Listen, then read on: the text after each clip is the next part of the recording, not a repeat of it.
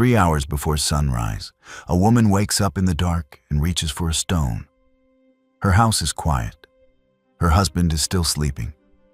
Her son, about 5 years old, maybe 7, maybe 10, is curled under a woolen blanket on the other side of the room. His breathing is slow. He will not wake for another 2 hours. She pours a handful of barley kernels onto a flat basalt stone. She picks up the smaller round stone that fits in her palm, and she begins to grind. Archaeologists have studied this exact moment in 1,000 excavated Galilean houses. Women in rural villages like Nazareth woke up 3 hours before dawn to grind grain. Every day, every morning, for every meal. Her name is Mary. The boy sleeping on the other side of the room is Jesus. And for 30 years, she will feed him with her own hands. From food she grows, grinds, bakes, and cooks in a kitchen so small you could cross it in 4 steps. This is not a story about the Last Supper. This is not a story about miracles with loaves and fish. This is the story of 10,000 ordinary breakfasts. The daily food that kept the Son of God alive from infancy through adolescence.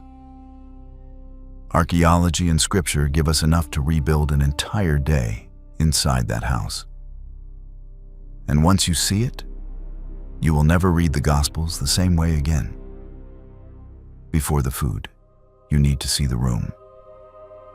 Excavations in Nazareth, especially the first-century house uncovered under the Sisters of Nazareth convent, have revealed exactly what Mary's home looked like.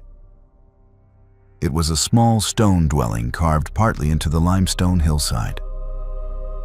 One main room, a courtyard, animal quarters attached to the living space. The kitchen was not a separate room. It was a corner of the main living area, a cooking circle of stones on the floor with a small fire. A tabun oven in the courtyard, a dome of clay and straw about 2 feet tall, where bread was baked against the inner wall.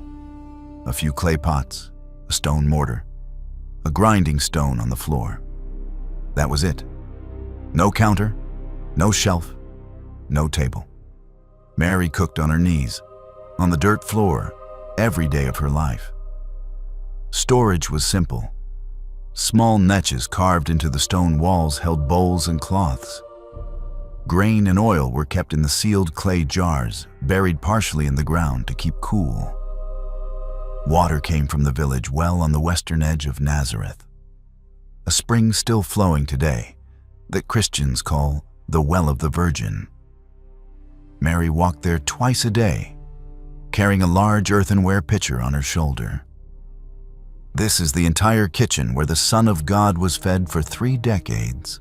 Everything starts with bread. Archaeologists estimate a first-century Galilean family ate between 40 and 60 pounds of grain per week. Bread provided 50 to 70% of daily calories. Without bread, nothing else on the table made a meal. Mary baked with barley, not wheat. Wheat was more expensive. It grew harder in Galilean soil and was mostly for wealthier households. Barley was the poor family's grain, cheap, hardy, dark, slightly bitter. It grew on the stony slopes around Nazareth and was ground by hand every single morning. Mary would pour her ground barley flour into a clay bowl, add a pinch of salt, add water from the well, add a small piece of fermented dough saved from yesterday's batch. That was her leaven, a natural sourdough starter that every Galilean woman kept alive in her kitchen continuously, sometimes for years. She kneaded the dough on a flat stone. She shaped it into flat discs about the size of her hand. She carried them to the tabun oven in the courtyard. The oven had been heating for an hour. She opened the top, reached inside.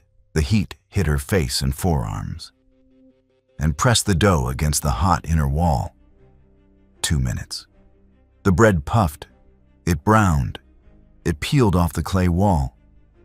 She caught it with her bare hands. Jesus woke up to the smell of that bread every morning of his childhood. The morning meal was simple and universal in Galilee. A piece of warm barley flatbread, olive oil in a shallow clay bowl for dipping, a few cured olives, maybe dried figs or dates. Sometimes a small piece of soft goat cheese, white and crumbly, made by Mary herself from curdled milk. Sometimes yogurt, curdled goat or sheep milk thickened into a soft, tangy paste, sweetened with a drizzle of wild honey when it was available. That was breakfast, every day.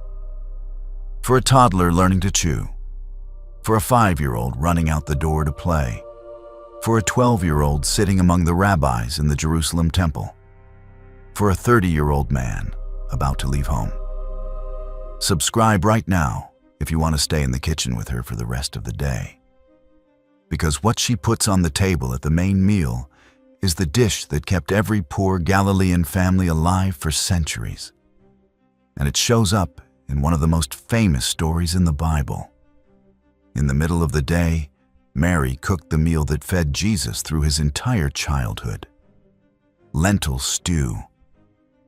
Archaeologists have found evidence of lentils at virtually every Galilean excavation from the 1st century. Alongside fava beans and chickpeas, legumes were the poor family's protein source. Meat was rare, reserved for Sabbath and feast days. Lentils provided the calories, the iron, and the sustenance that grain alone could not. Mary's lentil stew had been cooked the same way in Israel for over 1,000 years. Red lentils soaked overnight in a clay pot.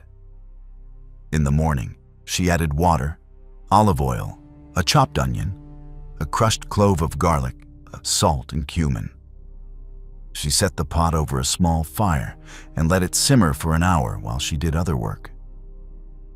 By midday, the lentils had softened into a thick, golden red pottage, with the earthy scent of cumin filling the room. This is the exact dish Esau sold his birthright for in Genesis 25. It is the dish Ruth ate as a field worker in Bethlehem. It is the dish Mary made 3 or 4 times a week for her family. She served it in a single large clay bowl placed in the center. Each person tore off a piece of flatbread and used it to scoop the stew. No utensils, no individual plates. Everyone ate from the same bowl with their hands. This was how Jesus learned to eat. Sitting on the floor, tearing bread, scooping stew, sharing a bowl with his mother and father. Deuteronomy 8:8 lists the 7 foods God promised Israel when he brought them into the land: wheat, barley, grapes, figs, pomegranates, olives, honey. Every one of these shaped Mary's kitchen. She pressed olives for oil. The olive groves around Nazareth are still producing oil today from trees thousands of years old. A small clay jar of oil sat in the corner of her kitchen every day of her life. It flavored bread. It fried onions. It was used to anoint the sick and light the evening lamp. She dried figs for storage. Fig trees grew on the terraced slopes south of Nazareth. In late summer, Mary gathered fresh figs and spread them in the sun on clay tiles until they turned dark and sweet. Dried figs kept for months. They were the candy of her kitchen, the sweet things she gave Jesus when he came home tired. She grew grapes for raisins and for wine. She kept pomegranates in the corner of the storage niche for their seeds, scattered over stew or dried for winter. She sweetened porridge with wild honey gathered from hives in the rocks outside the village. These were not exotic ingredients.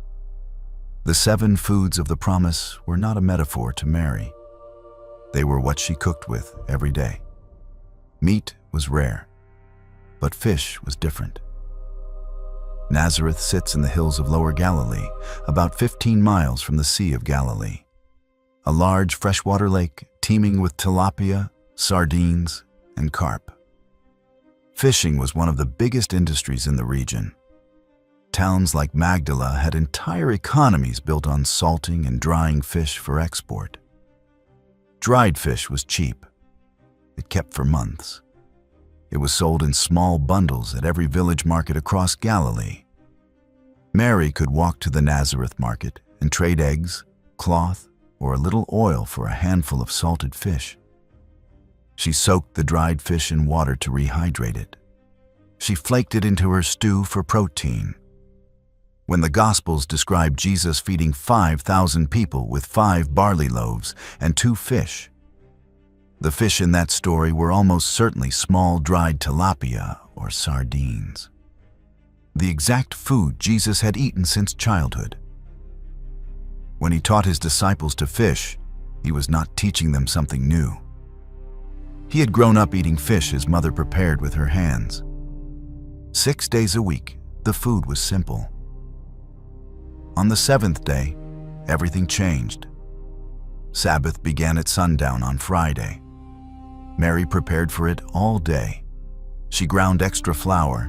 She baked better bread, sometimes made with a mix of barley and the more expensive wheat, for a lighter, sweeter loaf.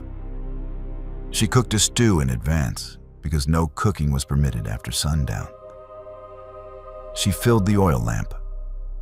At sunset, as the first stars appeared, she lit the lamp and covered her eyes. She whispered a blessing over the light, the same blessing Jewish women whisper in every Jewish home today, in every country, 2,000 years later. The family gathered. Joseph broke the bread and spoke the blessing. Blessed are you, Lord our God, King of the universe, who brings forth bread from the earth. There was wine for Sabbath, diluted with water, as was the custom. There was a piece of fish, or a small amount of meat, or a richer stew. There was singing. There was rest. And every Sabbath, the small boy at the table watched his mother's hands break the bread and pour the cup. He watched her say blessings. He watched her feed her family with food she had grown, ground, and baked herself. 30 years later, at a different table, he would do the same thing. Step back. See what those 10,000 meals did. Jesus grew up in a kitchen where bread was broken every day, where every meal began with a blessing, where his mother poured oil, crushed garlic, kneaded dough, and set a shared bowl in the middle of the floor, where one pot of lentil stew fed the whole family, where dried fish was a treasure and wild honey was the sweetest thing a child could taste. His hands learned to tear a flatbread from his mother's hands. His voice learned the blessings over food from hearing Mary say them every Sabbath. When Jesus multiplied 5 barley loaves and 2 fish on a Galilean hillside, he was multiplying the exact food of his childhood. When he told a crowd, "I am the bread of life," he was speaking in the language of the bread his mother baked every morning. When he took bread at his final meal with his disciples and said, "This is my body," he was using the most common, most sacred, most ordinary food in his entire life. The bread his mother's hands had shaped for him since infancy.